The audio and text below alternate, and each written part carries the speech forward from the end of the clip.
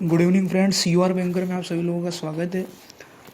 आज हम लोग डिस्कस करेंगे 19 मई 2020 द इकोनॉमिक टाइम्स का एडिटोरियल है और MSME in need of immediate soccer इसकी हेडलाइन है। So let's start.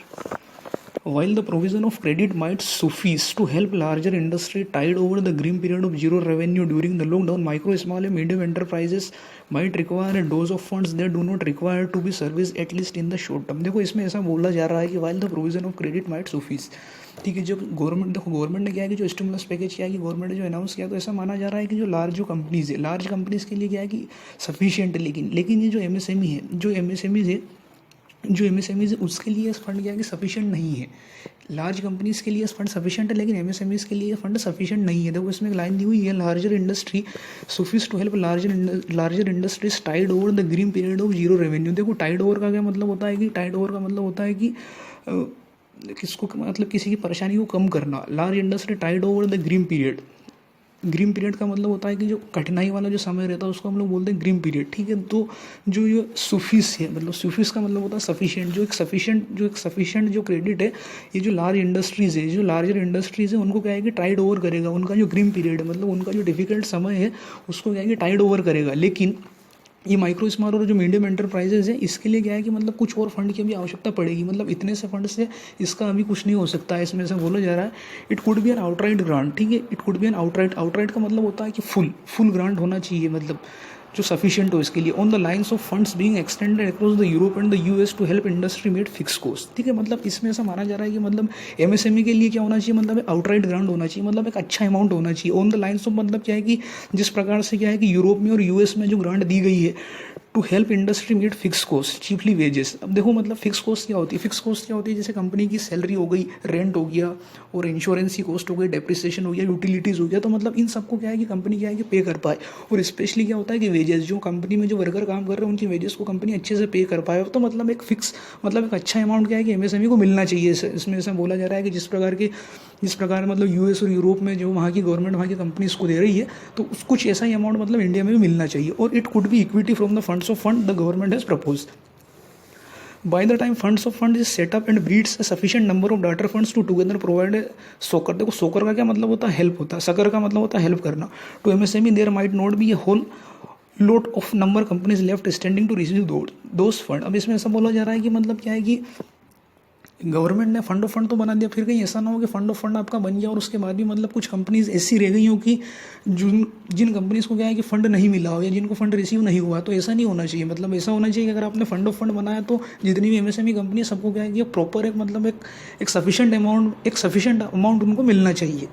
Then next, a practical solution might be for the government to direct bank to give loan with 100% interest subsidy for a quantum that would cover this enterprise fixed cost for a 4-month period to their small business client, particularly those borrowing under मुद्रा scheme. देखो इसमें ऐसा बोलना जा रहा है कि एक प्रैक्टिकल सोल्यूशन है, क्या हो सकता था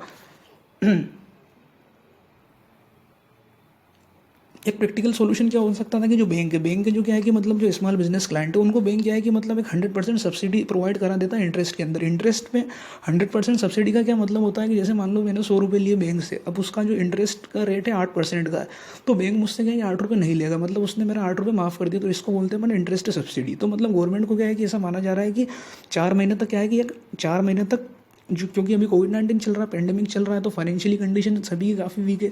तो ऐसा माना जा रहा है कि मतलब ये ऐसा बोलते रहे हैं कि मतलब एक कंडीशन ऐसी होनी चाहिए थी कि गवर्नमेंट क्या है कि उनको 100% इंटरेस्ट सब्सिडी प्रोवाइड करा देती, तो एक अच्छा ऑप्शन हो सकता था।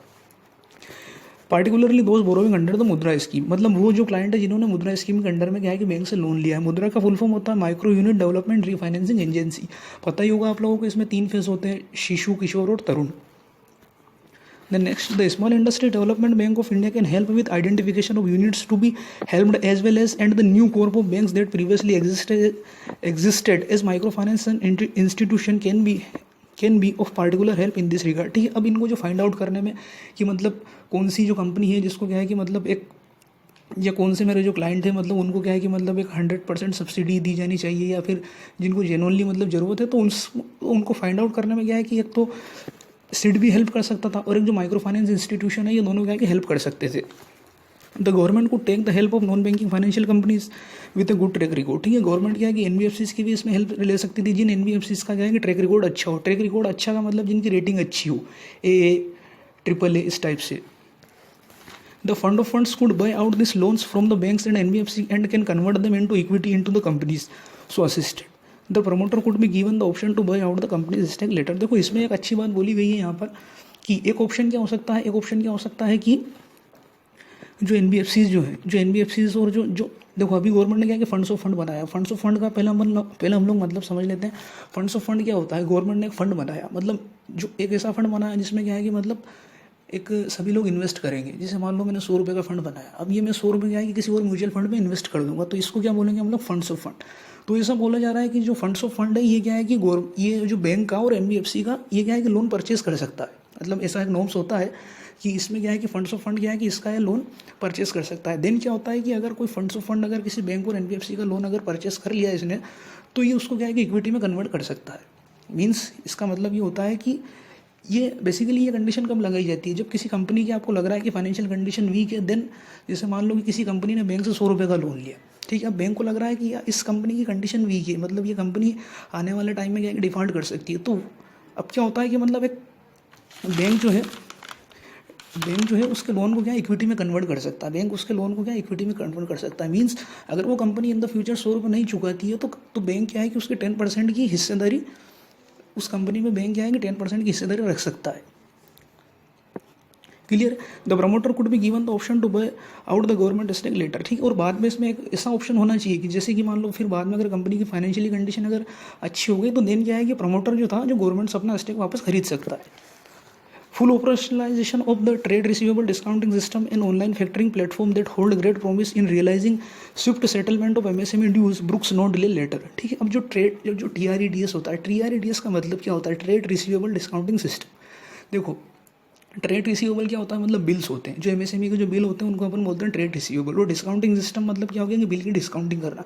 अब एक्चुअल में स्टार्ट इसकी जरूरत क्यों पड़ी TREDS की, थोड़ा हम लोग समझ लेते हैं। एक्चुअल में पहले क्या होता था कि जो एमएसएमई रहता था, एमएसएमई का जो बायर रहता था, मतलब एमएसएमई से जो सामान खरीदता था, वो क्या होता था कि टाइम पे इसको क्या है कि पैसा प्रोवाइड नहीं करता था। देन क्या है कि जो इनकी जो वर्किंग कैपिटल है, वर्किंग कैपिटल में क्या है कि इनकी स्कैरसिटी हो जाती थी, मतलब कमी हो जाती थी, जिसकी वजह से ये लोग अपना आगे प्रोडक्शन अपना कंटिन्यू नहीं कर पाते थे। तो उसको ख़त्म करने के लिए या इस प्रॉब्लम को सोल्व करने के लिए गवर्नमेंट ने क्या है कि TREDS स्टार्ट किया। TREDS में क्या होता है, देखो 3 एंटिटी होती है, एक तो MSME रहता है, बीच में बैंक रहता है या फाइनेंसर जिसको अपन बोल सकते हैं, और एक रहता है बायर। अब जैसे MSME ने कोई सामान सेल किया या कोई प्रोडक्ट इसने सेल किया, तो जो बिल रहेगा, अब ये बिल क्या है कि इस बिल की इसमें क्या होता है कि एक ऑनलाइन ऑक्शनिंग की जाती है। मतलब इस बिल की क्या है कि एक ऑनलाइन क्या है कि ऑक्शनिंग की जाती है। ऑनलाइन ऑक्शनिंग में क्या होता है, इन बिल को परचेस कौन करता है, इन बिल को परचेस करता है फाइनेंशियल इंस्टीट्यूशन। और जो फाइनेंशियल इंस्टीट्यूशन इसका अच्छा पेमेंट प्रोवाइड करता है, MSME उनको फाइनल करती है कि भाई इस बिल का पेमेंट मेरा ये फाइनेंशियल इंस्टीट्यूशन मेरा प्रोवाइड करेगा। तो इस तरीके से क्या होता है कि मतलब जब भी फिर बाद में कभी बायर के पास जब पैसा आता है, देन वो क्या है कि बैंक को पैसा प्रोवाइड कर देता है। तो इस तरीके से प्रोसेस चलता है। Large buyers who do not corporate would have their rating impaired. ठीक है, लार्ज बायर्स जो इसमें ऐसा बोला गया है कि large buyers who do not corporate should have their rating impaired. ठीक है, लार्ज बायर्स अगर कॉर्पोरेट नहीं करेंगे तो उनकी भी रेटिंग क्या है खराब हो जाएगी। थैंक यू फ्रेंड्स, ये आज था हमारा द इकोनॉमिक टाइम्स का एडिटोरियल। कल एक और नए एडिटोरियल के साथ हम लोग मिलेंगे। थैंक्स।